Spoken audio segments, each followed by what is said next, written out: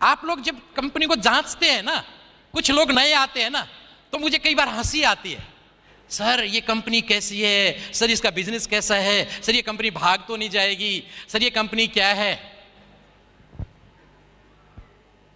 मैं इसके बारे में भी बता दूं आप लोगों को।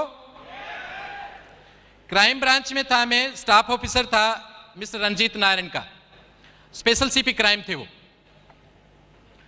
स्पेशल सीपी क्राइम थे। बाद में उनकी भी बताऊंगा मैं कहानी।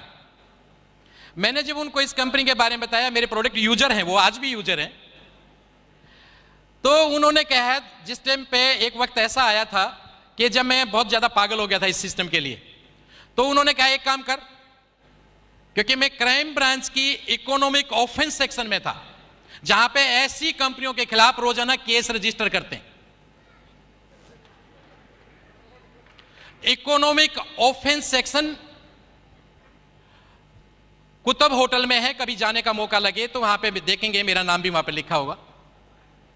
वहां पे मैं ऐसी कंपनियों के, मानसून सेशन में एक विधेयक आया था कि ऐसी कंपनियां जो लोगों का पैसा लेके लूट के भाग जाती हैं, ये सारी की सारी फेक कंपनियां होती है, सारी नेटवर्किंग कंपनियां, उस टाइम पे बहुत बड़ा वो प्रॉब्लम चला था, इनको सबको बंद किया जाए, इनके खिलाफ सर्विलेंस हो, इनके सारे के सारे ए से लेके जेड टोटल पेपर्स को चेक किया जाए।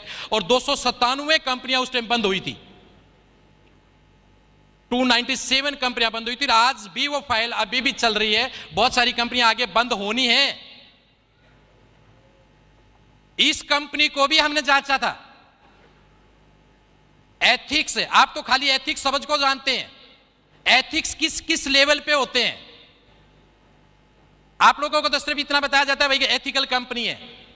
एथिक्स एक तरीके से नहीं होते, उसके हर एंगल से जांचा जाता है, गवर्नमेंट रूल को देखा जाता है, पॉलिसीज को देखा जाता है, इंडस्ट्री को देखा जाता है, उस कंपनी के उसको पॉलिसी को देखा जाता है, उसके प्रोडक्ट की ऑथेंटिसिटी को देखा जाता है, उसके 12 एंगल से हम उसको जांचते हैं, पूरे 12 एंगल से उसकी कंप्लेंट्स को जांचते हैं, इसकी कंपनी के खिलाफ कंप्लेंट कितनी है, ऊपर से लेके नीचे तक सब कंपनियों के नाम थे। एक डिपार्टमेंट आपके देश में ऐसा है जिसके कोई ऑडिट नहीं होता, एक ऑफिस ऐसा है आपके देश में जिसका कोई ऑडिट नहीं होता, जिसके खिलाफ कोई कंप्लेंट नहीं होता। कौन सा बताओ? नो नो नो नो, उसका कोई ऑडिट ही नहीं होता, बताइए। नो, राष्ट्रपति भवन। राष्ट्रपति भवन का कभी कोई ऑडिट नहीं होता, उसके खिलाफ भी कंप्लेंट है, लेकिन एक कंपनी के खिलाफ कंप्लेंट नहीं है, वो है फॉरएवर लिविंग प्रोडक्ट।